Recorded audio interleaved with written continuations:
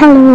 അപ്പം ഇന്ന് ഭയങ്കര മഴയുള്ളൊരു രാവിലെയായിരുന്നു. അതുകൊണ്ട് തന്നെ ഞാൻ ലേറ്റായിട്ടാട്ടോ എണീറ്റത്.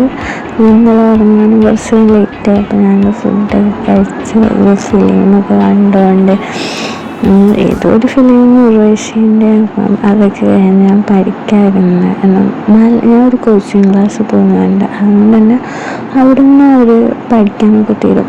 അപ്പോൾ അതനുസരിച്ചിട്ട് ഞാൻ വീട്ടിലിരിക്കുന്ന ദിവസം അവർ പിറ്റേന്നത്തേക്ക് എന്താണ് പഠിച്ചു തരാൻ പറയുന്നത്, അപ്പം അത് പഠിക്കും.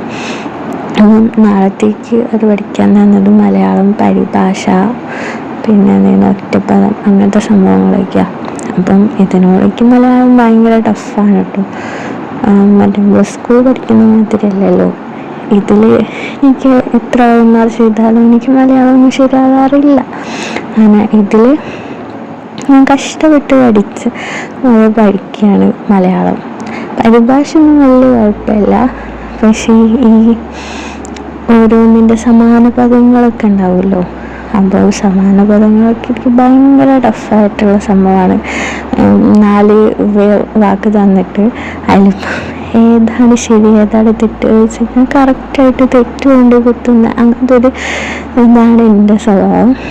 പിന്നെ ഞാൻ പരിഭാഷ ഞാൻ ഉച്ചയാകുമ്പോഴത്തേക്കും എങ്ങനെയൊക്കെ ജസ്റ്റ് ഞാനൊന്ന് വായിച്ച് കഴിഞ്ഞ് പിന്നെ ഒറ്റപ്പദമായിട്ട് എടുത്ത് ഉച്ചയ്ക്ക് ശേഷം പറയുമ്പോൾ എല്ലാവർക്കും അറിയാമല്ലോ, ഭയങ്കര എന്താ പറയുക, നമ്മൾ ഭയങ്കര ഉറക്ക ക്ഷീണത്തിലിരിക്കുമല്ലോ.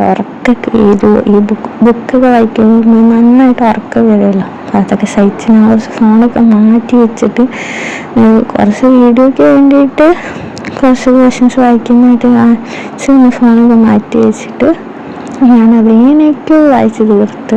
പിന്നെ അതിൻ്റെ അടുത്ത പര്യായം ഇരുന്ന് പഠിക്കാതെ അതിലും കഷ്ടമായിട്ടിരുന്ന് കുറച്ച് പഠിച്ച് പിന്നെ ഞാൻ അടുത്തപ്പം അതവിടെ മാറ്റി വയ്ക്കുകയാണ് ഉണ്ടായത്. ബാക്കിയുള്ളത് രാത്രി പഠിക്കണ്ടേന്ന് വിചാരിച്ച് പഠിക്കുകയാണ് ചെയ്തത്.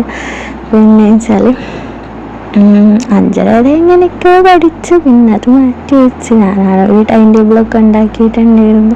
പക്ഷെ അതേപോലെ ഒന്നും നടന്നില്ല. ആകെ മലയാളം 3 സംഭവം പഠിക്കാനൊന്നും പറ്റിയിട്ടുള്ളൂ.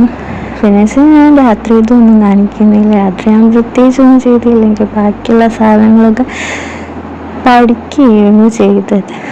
അപ്പം ഇത്രയേ ഉള്ളൂ കേട്ടോ വീഡിയോ.